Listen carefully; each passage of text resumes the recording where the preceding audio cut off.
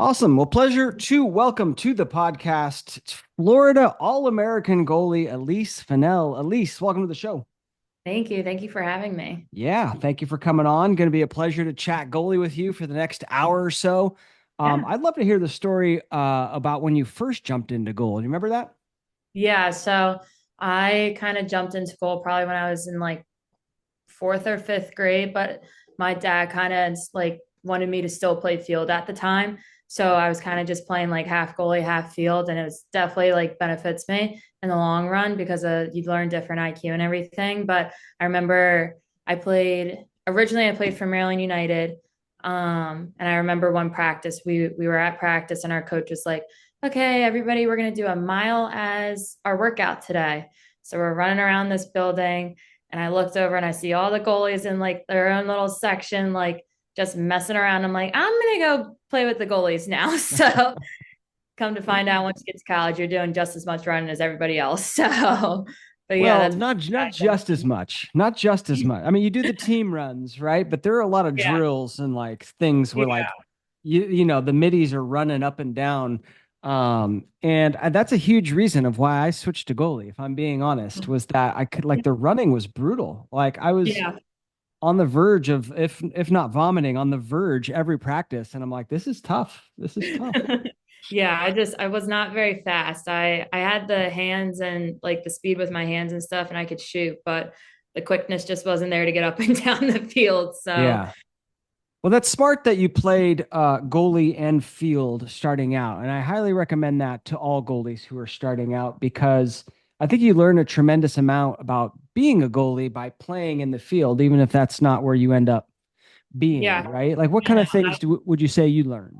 I definitely will say that I learned kind of how a shooter thinks. So, I know that like even when I'm coaching now, like coaching like my little girls and everything, like I can coach an attacking position because I understand from playing that position. Like and I see it from a different perspective too, like even just being in goal of like how they're angled and like what they like where they want to shoot with how they are angled like on the crease or what their brain is thinking like as they're driving down the eight and everything. So Right. definitely has helped me a lot. So, and I definitely encourage it to all younger goalies as well. Same here. Yeah. And so you talked about sort of the offensive side, and then there's also like the defensive side too, where if you as a goalie know how to play defense, it really helps you be a leader out there, right? Because Oh yeah. you can sort of be a second coach on the Oh field. yeah. Oh yeah, definitely. I learned that in high school. So it was definitely like I played a little defense too when I was playing field. I kind of just played all around, but definitely I'm able to like because as a goalie, like you see the field in a different light and you see it as on like a bigger scale too. So you're really able to like if you've played that position as a defender, now when you jump in goal, you can kind of understand of like, okay, like the defense like if I like whatever the defender's thinking on each side. So that definitely Right. helps be a leader and tell them like where to go and stuff like that. Right. What about what if a club only has one goalie and someone's listening to this and they go, well, actually, hey, Damon and Elise say I should play in the field. How would you recommend they go about navigating that? I probably would. That's just a conversation to have with your coach. Yeah, I think Um, so. Right. I definitely communication is key with everything, and if you want to try something different, especially like just really depends on like what age and what your plans for the future are. Like if you want to get recruited, and if you want to get recruited as a goalie, like or if you really just are trying to figure out if you really want to play goalie, like and you just want to be like, all right, let's try field and see if kind of that seals the deal or anything. But I think it's just a conversation to have with your coach. There you go. Easy enough. All right. So how you jump into goal that fourth or fifth grade level? How did you go about learning how to make the saves? Did you have some good goalie coaches? Did you attend some camps, some clinics? Talk to me about that. Yeah, no, definitely. I kind of give all my credit to my high school coach, Arvak Marshall. So he pretty much has all my success, and he was a phenomenal coach. He taught things in a very different way, and I learned not just how to save the ball, but I learned how to be a leader on the field from him. And the way that he was able to teach me with the words that he used and just the sentences, and it like sounds kind of like dumb in a sense, but it's just the way he was able to talk to me really clicked in my brain. So it was really helpful to have him as my coach. And I'm very grateful. I always say I was very spoiled growing up because he lived 5 minutes from me, and he was my high school coach. But he has done a tremendous job, and I really envy him. So he's my mentor, so I really look up to him for all of that. I love that. Auerbach. Yeah, Arvak Yeah. Marshall. Auerbach. All right. So what specifically did he say to you that really resonated? What did you remember any of the lessons? Yeah, I mean, I still work with him to this day. Like my Oh, wow. summer, yeah, my summer, like we stay in contact like during the seasons and everything.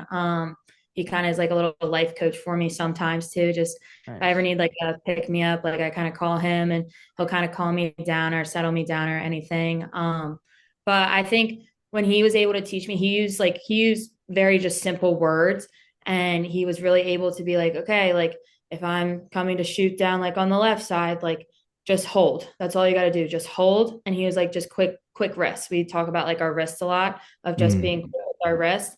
And it was just very simple terms that he was able, that just really clicked into my brain. So he didn't do a lot of talking, but it was just enough talking to be able to click in my brain. Yeah, it's so interesting how different goalies respond to different things, right? I mean, sometimes like, you just tell a goalie like just go save it, right? And Yeah. that simpleness of like stop overthinking it, stop thinking I need to do this and do that and do this and do that and do this. Just go catch it, right? And then sometimes that Yeah. works, but then other times goalies need that Yeah. they do need that detailed breakdown. Yeah. No, I definitely learned a lot with the way that you coach a person from him, Hmm. and even seeing him work with other goalies. Like he talks to other goalies in a different way because it clicks in their brain. So Right. it's very, but I'm able to even learn like from even watching him. So because I can, if something works for somebody else, I'm like, maybe I could try that with me. And I kind of just try different things out. He like allows me to try different things out. So he kind of is very like, I'm not going to tell you how to save the ball. All I'm going to do is tell you to how, or I'm going to teach you how to be as quick as possible to the ball. So it really like, we try and focus not being on like a perfectionist, but being as quick as we possibly can to get to that ball. Hmm. So Hmm. And then I think you mentioned, not only did it teach you the goalie position, but he taught you leadership, right? mhm. What lessons come to mind for you in that area?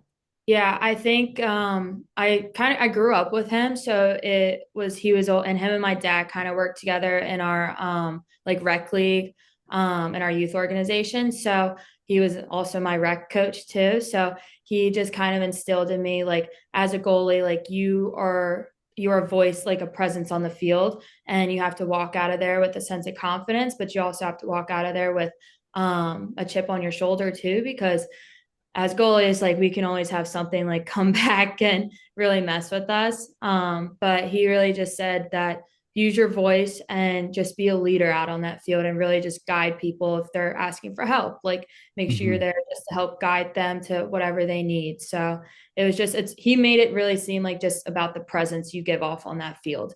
So and he just really instilled in me just to be humble about it as well. Yeah, that's great advice. And we do give off a presence, right? I mean, I think that's one thing you got to keep in mind as goalies. It's like a special position, and like you have the spotlight on you. And Exactly. so, you give off a presence. And if that presence is like negative and slamming your stick and slumping your shoulders, then Yeah. that's what your team feels. And that's what Yeah. your opponents get fired up on, right? And so Exactly. a lot of it, I think, is just being cognizant of that, right? And then always carrying yourself in Yeah. a positive way. Yeah, no, I definitely think that's something I kind of like really focus on, because especially during practices, like I will admit practices suck for goalies. Like they suck because half the time you're just sitting there getting hit most of the time and everything. So it's kind of really it's a mental challenge, and that's one of the reasons like I fell in love with the position was the mental challenge of it, because I'm very competitive. So it's kind of a competition I kind of have with myself. I take it one practice at a time, and I kind of focus on during practice, like coming out there and making sure that even though I'm frustrated, I don't want to give off that to my teammates, because as soon as I'm frustrated, they get frustrated. So I kind Mhm. of just really focus on that one practice at a time. And then it really just translates towards games. So it helps a lot. Yeah. Great tips. So you're now heading into your senior year. What do the conversations with Arback look like these days? He really, it's just doing the same thing, honestly. Yeah. It's Yeah. really, he doesn't really talk much about like my age or like what year we're going into or anything. It's whatever I need help with, he's really just there to help with me.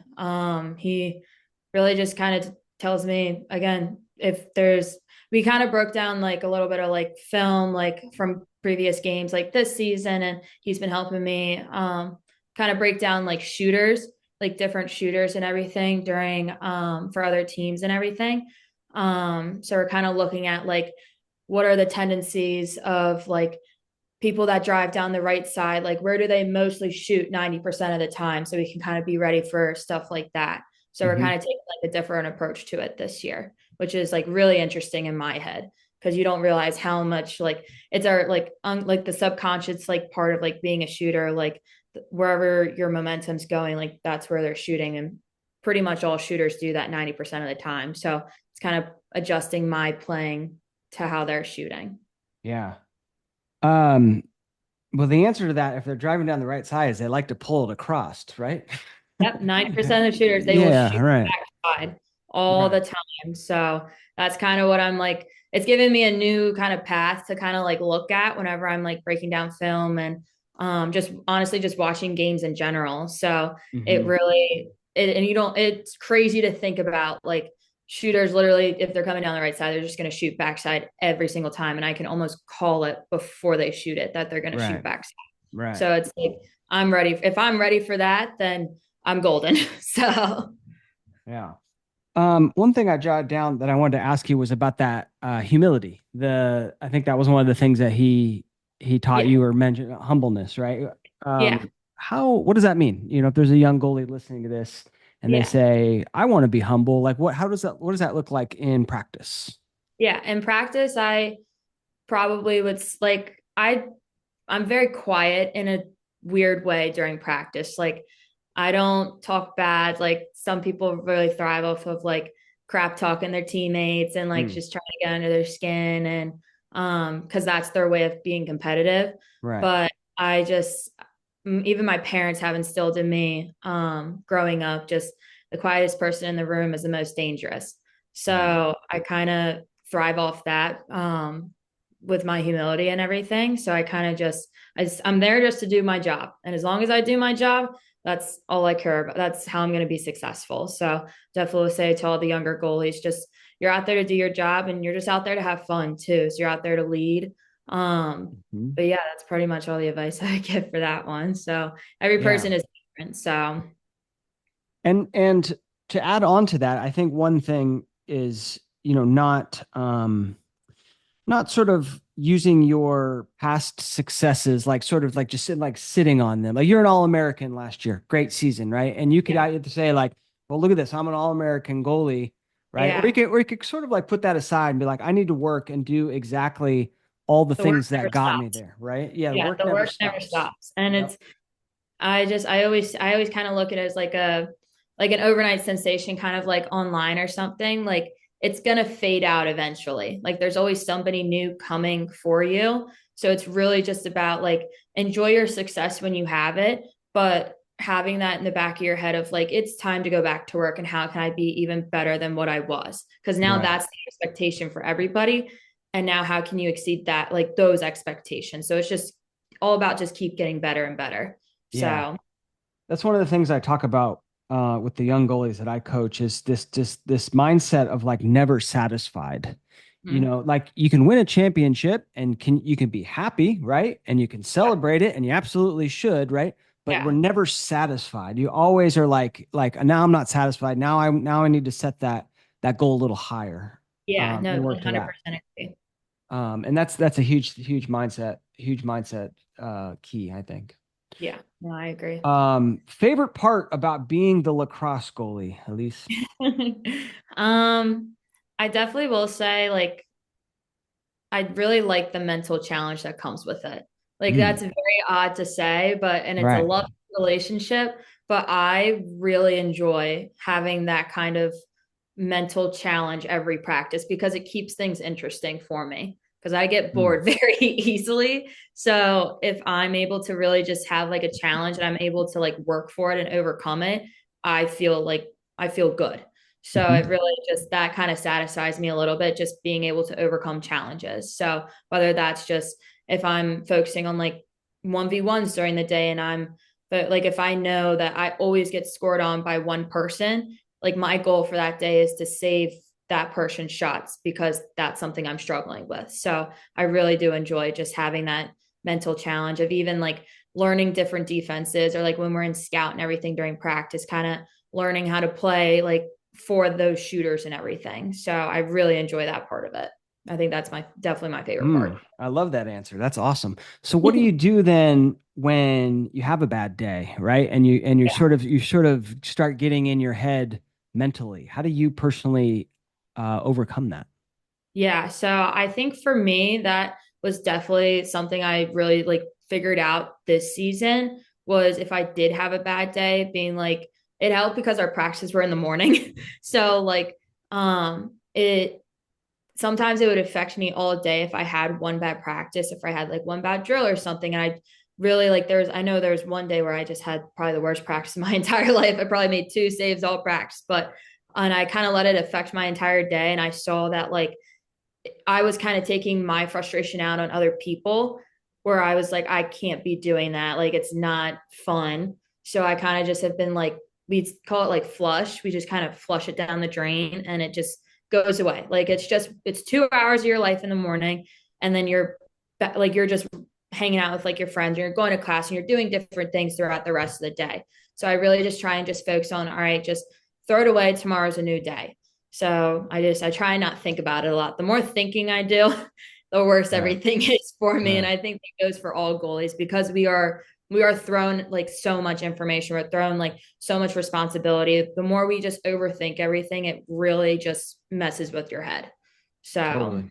Very well said. Yeah. It's that next shot mentality, right? And that's the beauty of sports and the beauty of lacrosse and the beauty of being a goalie is like you're going to have that next opportunity very yeah, soon, very soon. exactly. So, right, flush it down and move on. Good Yeah. advice. What about your least favorite part about being the goalie?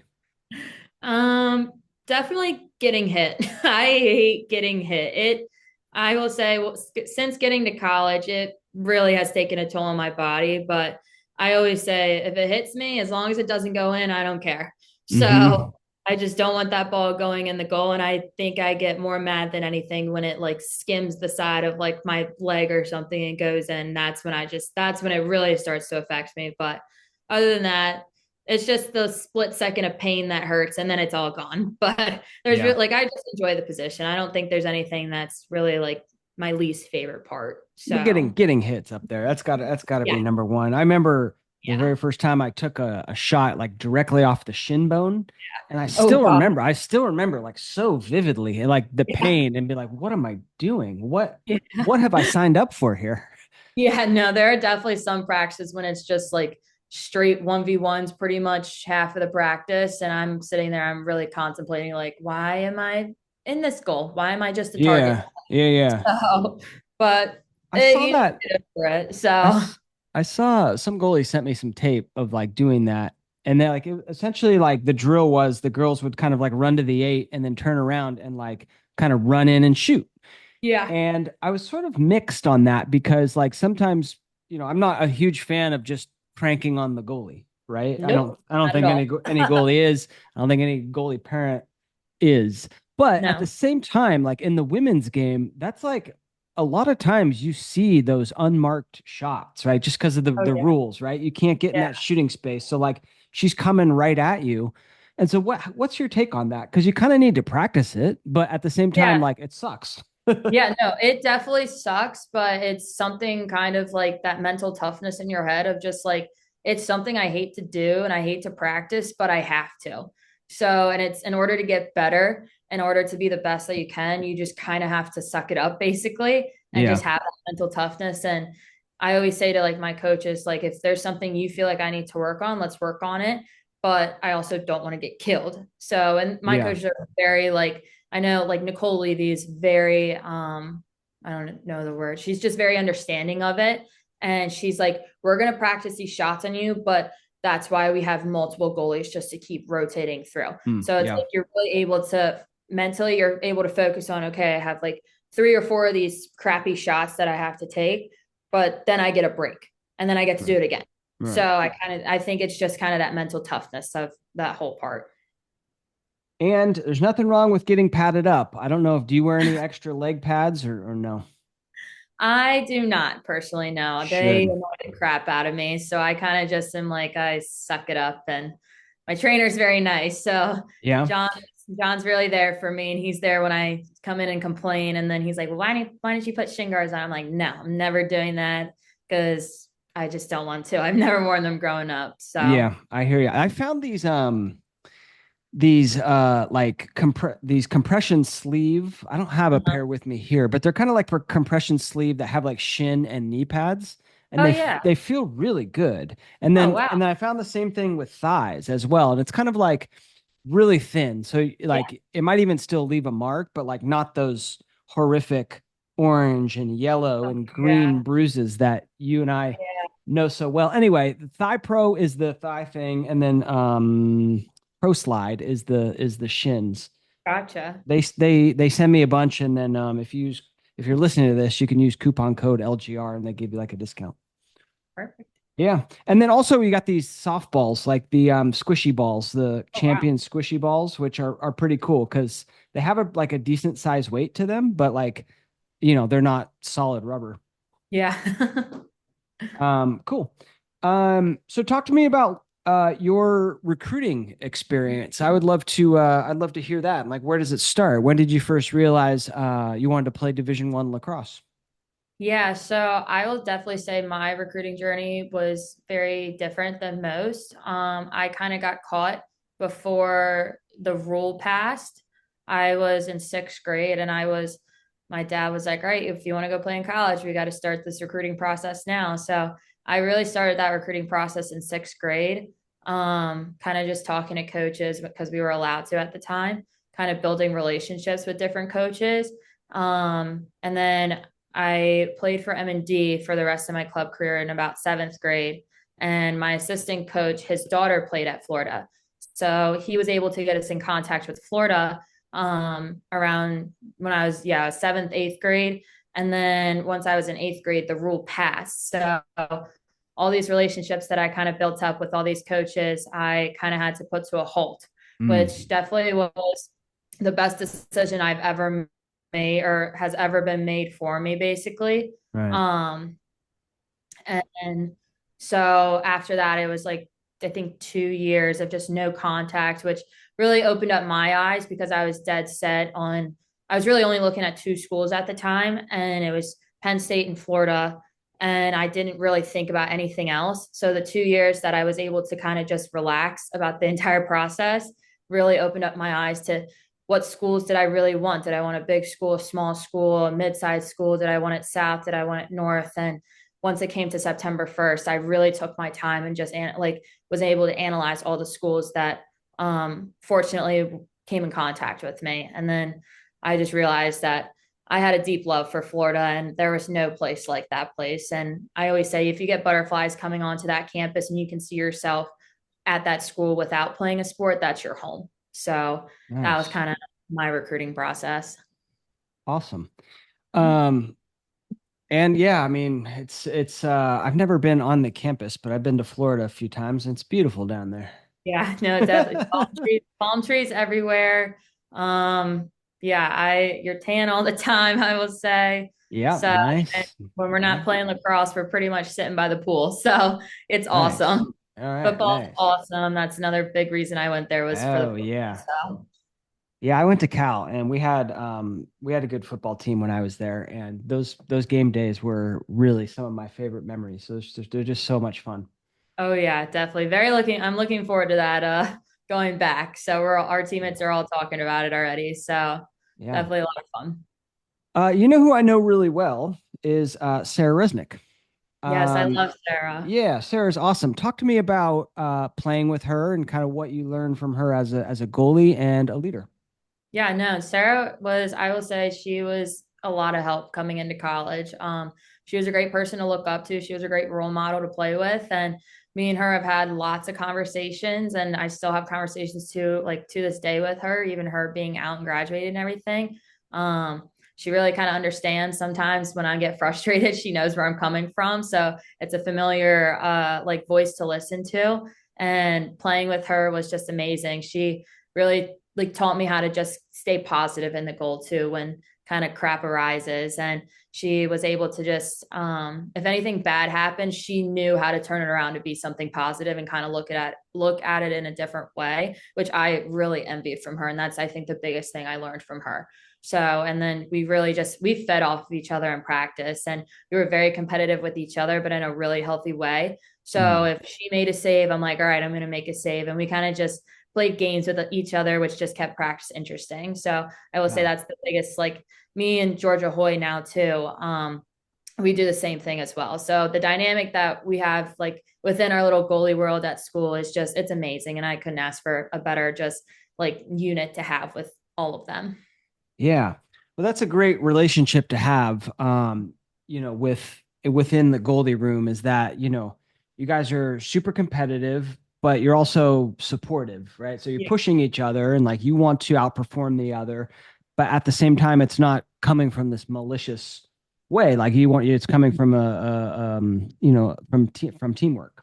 Yeah, no, I agree. Because ultimately, too, it's we're not making the decisions on who gets to start, who gets to play, or anything. That's a coach's decision to make, and that's the one thing that we always tell each other. We're like, it's a coach's decision at the end of the day, whether Yeah. we agree with it or not. But that we're here to be one unit, one team, and we have to support each other no matter what.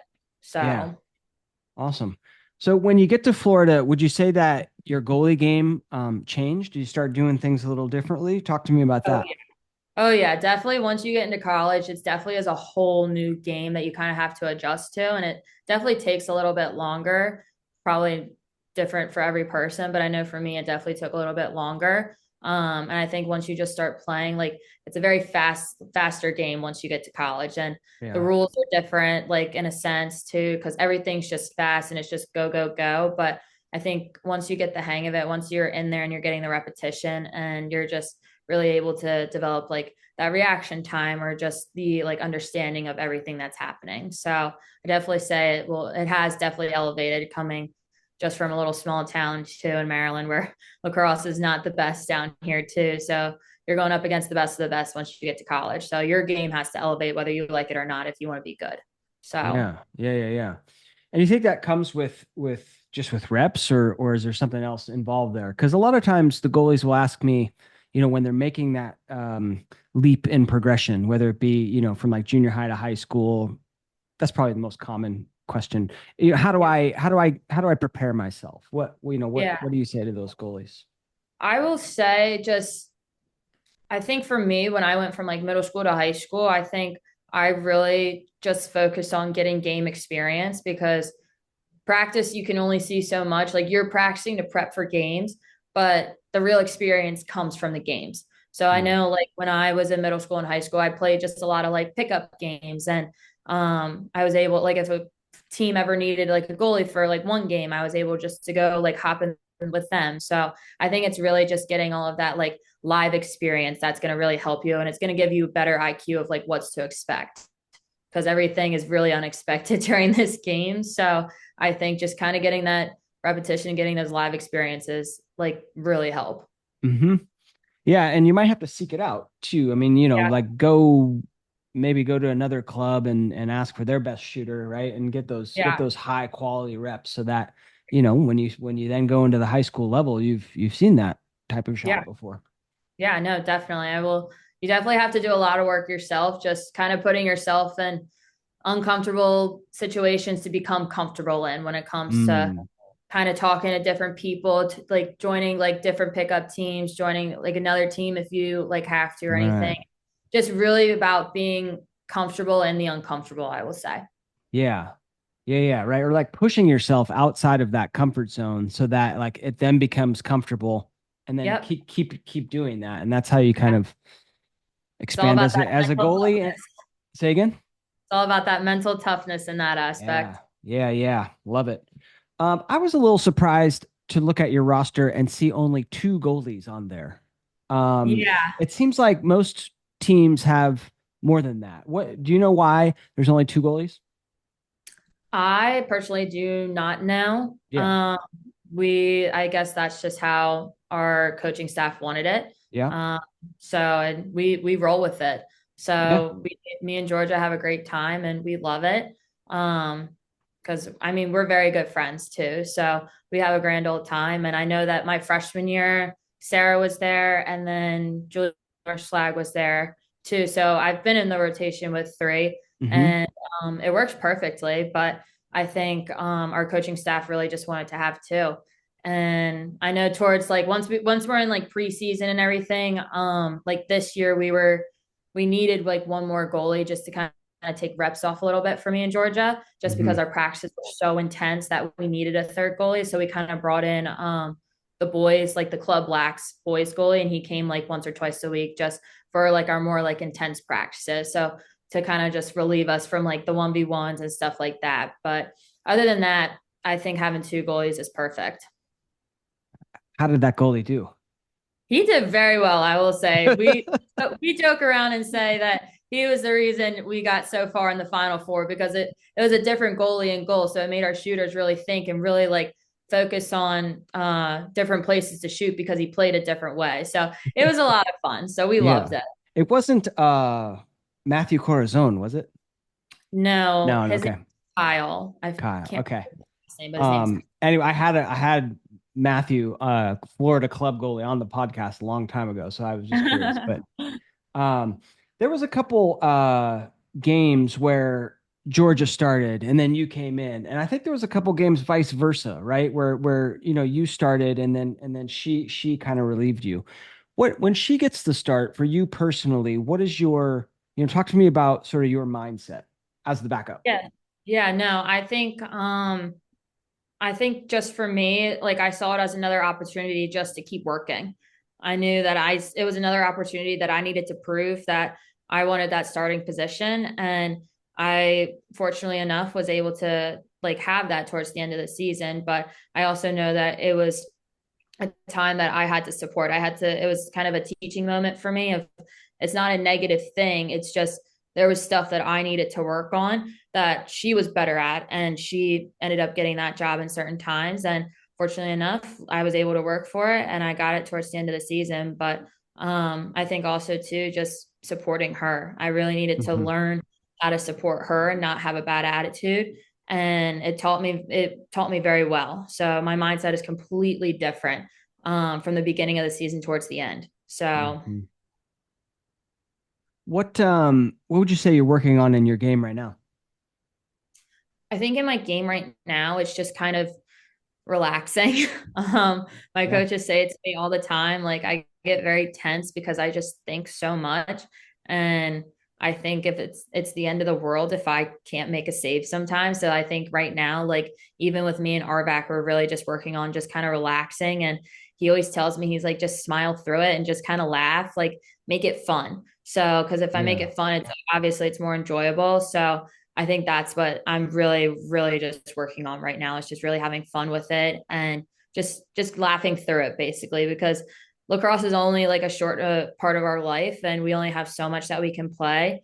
Even like getting older, hopefully like with it being in the Olympics, like it definitely will carry on longer. But right now, it's just a short part of our life that we're really like you're given this opportunity that now many people are given and just Mhm. kind of really being grateful and just enjoying it. So, Great perspective. Great perspective. Yeah, I talk about that quite a bit. Awesome. Well, and you guys had a phenomenal season. I mean, you started out like 1-2, or lost the first couple games and went on a tremendous run all the way to the semifinals, right? Winning the conference title on the way. I mean, mhm. talk to me about, what was your favorite moment of the season? Was it winning that conference championship or something else? Yeah, I think the entire season, it was just an amazing season. I've never been a part of a team as fun and just enjoyable and competitive as I have this past team. Yeah, And I think probably my favorite part was definitely winning that conference championship because we knew that we played JMU like in the past and it's easy to beat a team once, but it's even harder to beat a team twice. totally. So we really knew that like they were coming guns a blazing and we didn't want to put up with it. So I think just kind of stomping on their throats a little bit. Yeah. Really made us like it really made us a lot like very happy. So, and I think that really fed into when we had that first game against UNC. And I think that game was definitely my favorite game of the entire season, I will say, just because we also knew that we got our butts whooped in the beginning of the season by them Hmm. and we had something to prove. So playing them and just killing them as much as we did, it was definitely like a very good feeling for us. And I think that even carried all the way to the final four because we just needed something to prove. So had a lot of fun this year. Yeah.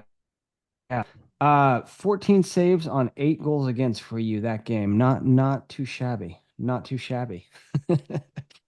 Um, cool. Well, good luck in the upcoming season. It's going to be fun to watch. Let's see. I wanted to ask you more about the mental game. We touched on it a little bit, but what other mental toughness lessons come to mind for you? Do you guys have a sports psychologist there that you work with at Florida or no?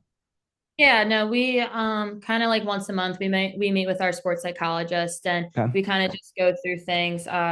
We make it more team aspect, not just and we kind of break up into like different positions, but we also really make it important to really understand each unit. So like we work to get like defenders and attackers will split in half and we'll work together as defenders and attackers to kind of understand each other's mentality. Mm. Um, because you never know what they're thinking. So I think it's very beneficial for us to kind of just have that open line of communication with everybody, especially with a roster full of 45 girls. Like you're not going to know every single little detail about every girl, but having somebody that can kind of lead us through that really helps a lot.